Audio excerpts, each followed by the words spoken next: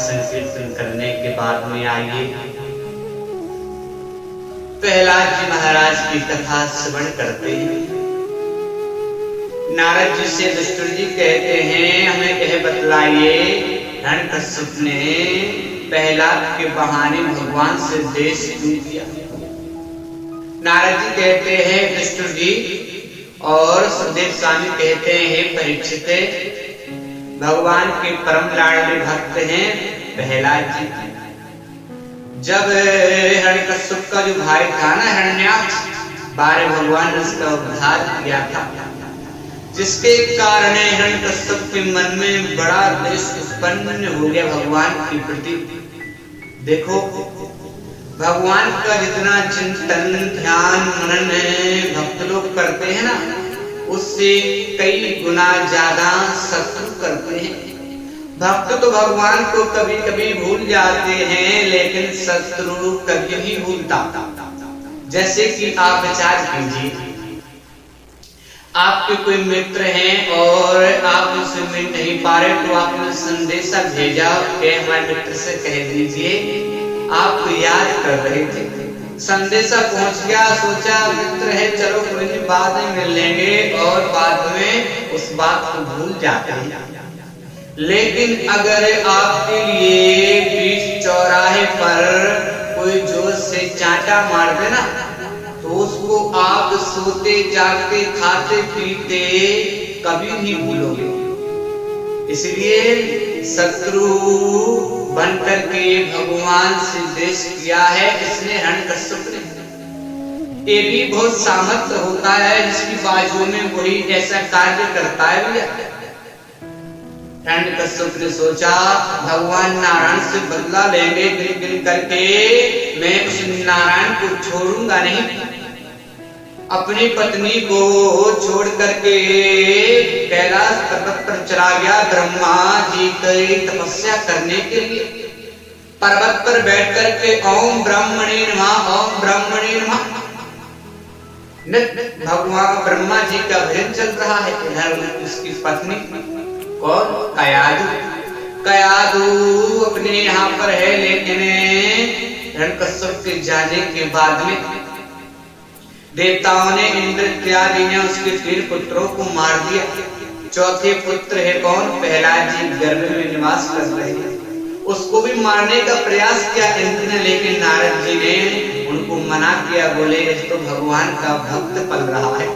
अपने आश्रम में ले गए देवर्षि नारद, दिव्यमय भागवत कथा श्रवण कराई, और प्रहलाद जी के गुरु कौन हो गए, नारद जी। क्योंकि जब माँ का गर्भ का महीना 7वां 8वां 9वां चल रहा हो ना, तो उस माँ के लिए अपने पुत्र को सुंदर शिक्षा प्राप्त संस्कार प्राप्त करने के लिए सत्संग को श्रवण करना चाहिए। माँ जिस प्रकार से रहेगी उस प्रकार से उस बालक का आगे चलकर के जन्म होगा। अगर वो माँ सुंदर कथा सुनेगी तो भगवान का परम लाडला भक्त कहलाएगा। हिरण्यकश्यप वापस लौट करके आया, पता चला देवताओं ने मेरे 3 पुत्रों को मार दिया, चौथा पुत्र मेरा बालक प्रहलाद है। बहुत सुंदर ब्रह्मा जी से उसने वरदान मांगे थे। कौन कौन से, बोले मुझे अजर अमर का वरदान दे दो। लेकिन ब्रह्मा जी ने कहा अरे हिरण्यकश्यप अजर अमर तो मैं भी नहीं हूँ, फिर तुम्हें अजर अमर का वरदान कैसे दे दूं। तो फिर मुझे आप और बहुत सारे वरदान दीजिए। तो ब्रह्मा जी ने कहा बहुत सारे वरदान मांग लो और जो आपको चाहिए।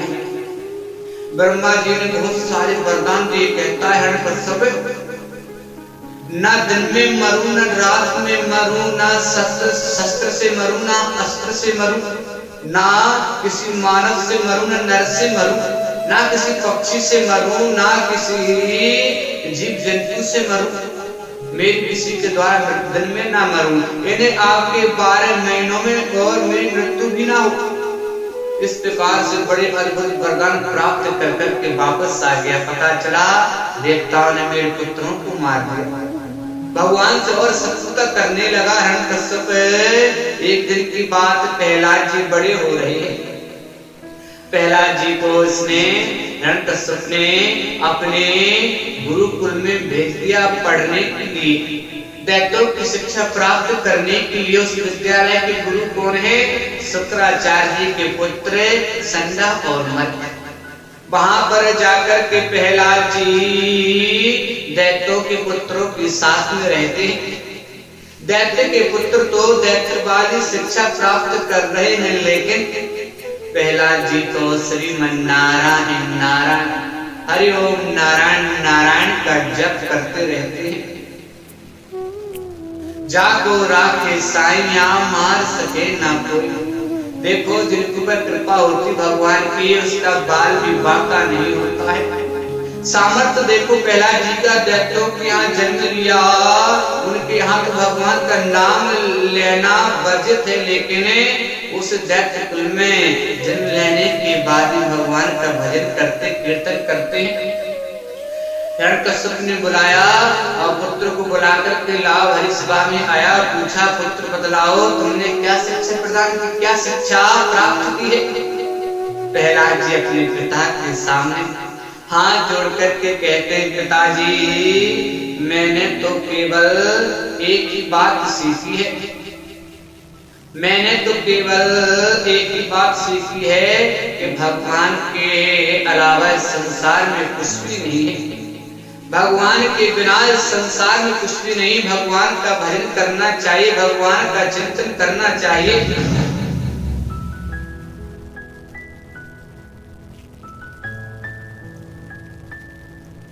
और संसार में हम जो सुख दुख ढूंढते हैं ना, है सुख दुख कहीं नहीं पिताजी, है सुख दुख तो केवल भगवान के भजन में है, भगवान के कीर्तन में है।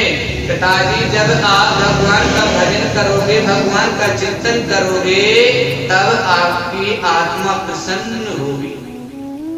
उस नारायण के अलावा और कुछ नहीं है। हिरण्यकश्यप ने जैसे ही अपने शत्रु का नाम सुना, गोद से नीचे पटक दिया। जाओ इसको लेकर के जाओ, और एक कौन सी शिक्षा प्रदान करा रहे हो तुम लोग?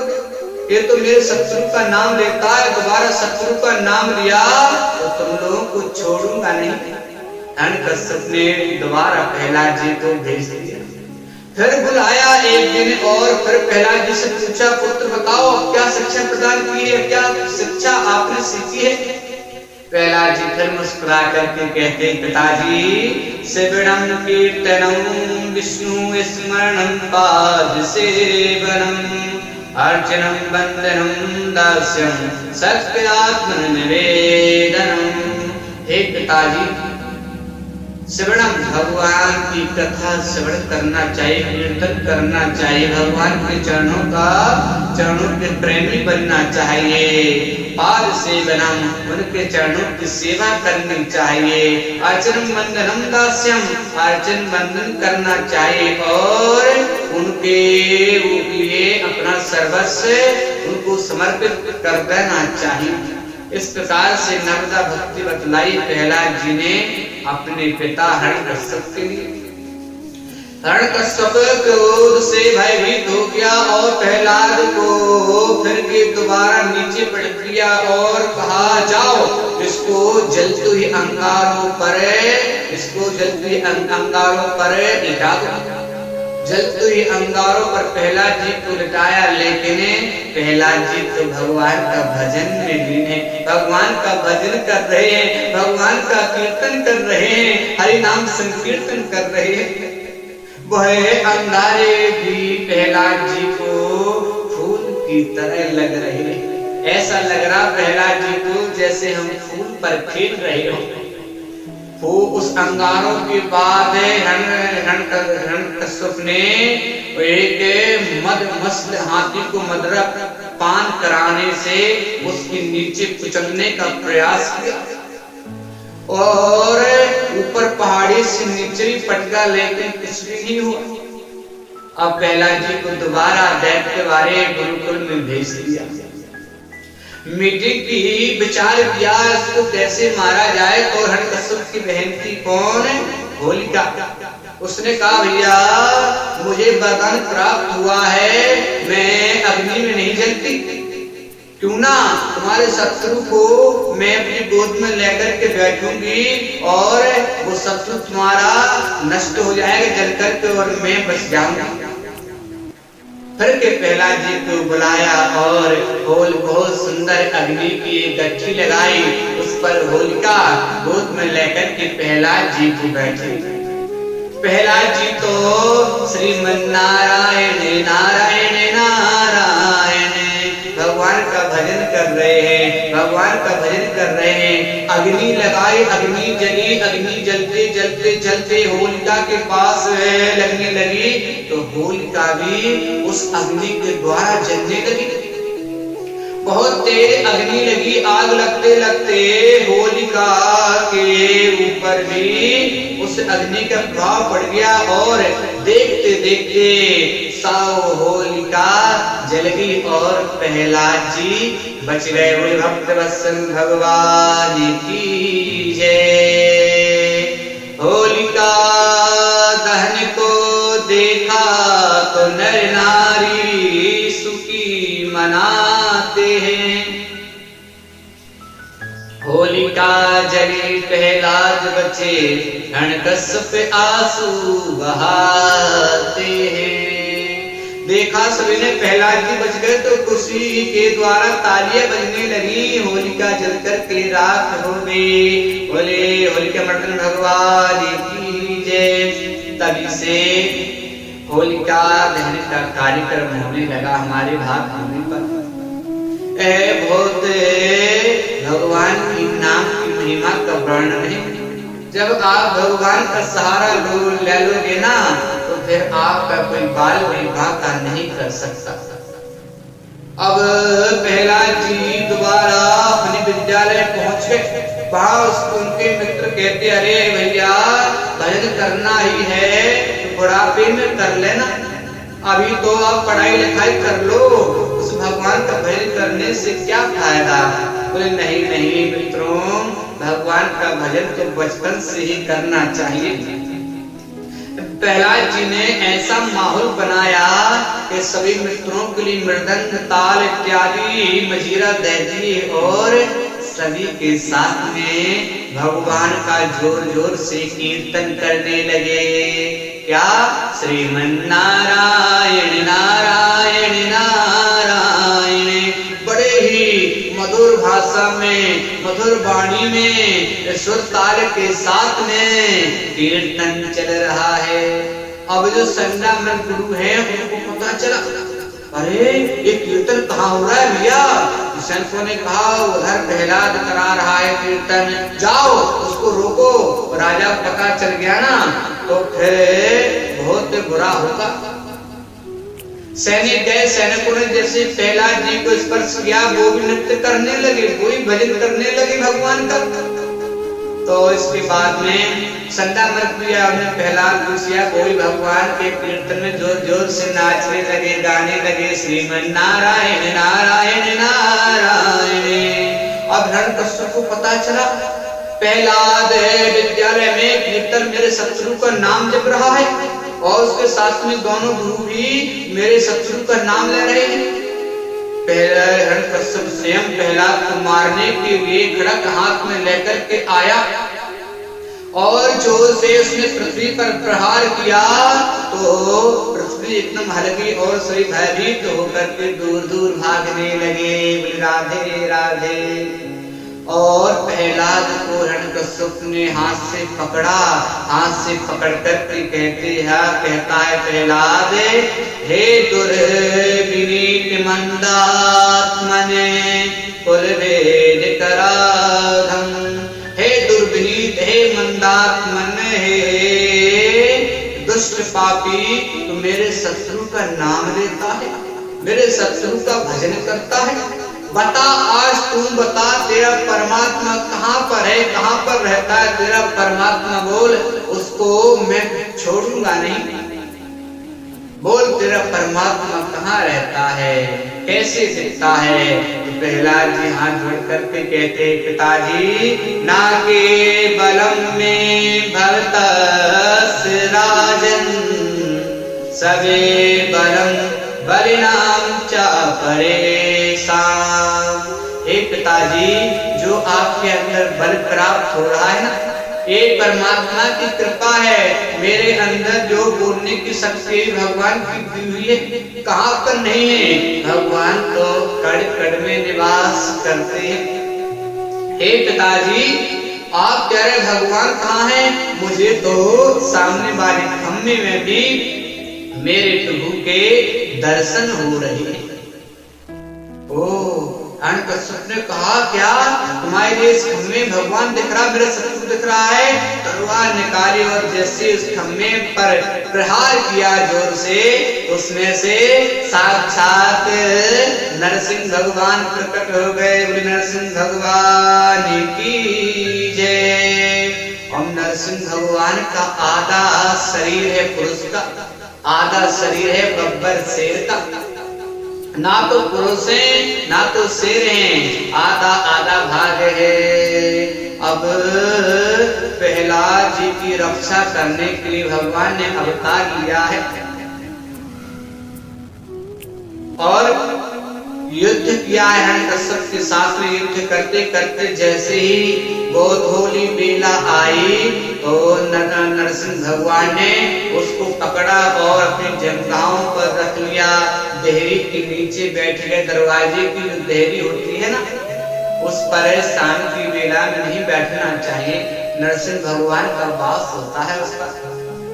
और अपने पूछा, हिरण्यकश्यप कहने लगा, मुझे आप नहीं मार सकते हो, क्यों? बोले मैंने ब्रह्मा जी से वरदान प्राप्त किए हैं। नरसिंह भगवान ने सभी वरदानों को उसके लिए सौंप दिया। बोले तुम्हारे वरदान से सफल हूं, लेकिन मैं सृष्टि को बनाता हूँ, मुझे ब्रह्मा नहीं बनाते। और 12 महीने तुम्हारे लिए 13 महीना होता है ना, पुरुषोत्तम मास चल रहा है, यह तुम्हारे लिए ही मैंने अलग से बनाया है। और भगवान ने देखते ही देखते अपनी नाखूनों से उसकी आंतों को निकाल करके गले में पहन लिया। बोलिए हिरण्यकश्यप मर्दन भगवान की जय। अब नरसिंह भगवान बड़े क्रोध में हैं, सभी देवता लोग घबरा रहे हैं। लक्ष्मी जी से प्रार्थना की, लक्ष्मी जी आए, लेकिन लक्ष्मी जी ने भगवान का ऐसा रूप कभी नहीं देखा था। वो तो डर के मारे अपने वैकुंठ धाम को भाग गई। ब्रह्मा जी ने फिर प्रहलाद को पकड़ा हाथ और प्रहलाद जी को भगवान के सामने खड़ा कर दिया। भगवान नरसिंह ने प्रहलाद जी को अपनी जेबा से चाटने लगे, प्यार करने लगे। बोलो भक्तवत्सल भगवान की जय। बहुत ही सुंदर प्रहलाद जी को भगवान ने अपने प्रेम के अश्रुओं के द्वारा स्नान कराया और कहते हैं, बेटा प्रहलाद, मुझे अगर आने में देर हो गई हो तो क्षमा कर देना। प्रहलाद जी ने भगवान की बहुत सुंदर हाथ जोड़कर के स्तुति की है। ब्रह्मा दया सुर गणा मुनि सिद्धा, और प्रार्थना कर करके अपने पिता की सद्गति प्राप्त होने के लिए वरदान मांगा, मेरे पिता की मुक्ति हो जाए। भगवान नरसिंह ने कहा, तुम्हारी 21 पीढ़ियों का कल्याण होगा, ऐसा आशीर्वाद है। आगे चल करके प्रहलाद जी ने राजपाट संभाला और श्री फिर बाद में दत्तात्रेय जी महाराज से मुलाकात हुई और दत्तात्रेय जी महाराज ने उनके लिए वैराग्य और सन्यासियों के अद्भुत लक्षणों का वर्णन कराया है। ऐसे भक्त प्रिय, भगवान के प्रिय भक्त प्रहलाद जी का यह चरित्र आप लोगों के लिए संक्षिप्त रूप में श्रवण कराया। बोले भक्त वत्सल भगवान की जय। और प्रहलाद जी का चरित्र आप लोगों ने श्रवण किया है। मतलब अगर भगवान की भक्ति करना है, भगवान की प्राप्ति करना है, भगवान के चरणों में मन लगाना है, तो सत्संग में जाना पड़ेगा। ऐसा नहीं कि भागवत कथा बड़े बड़े विद्वान से सुना जाए, नहीं।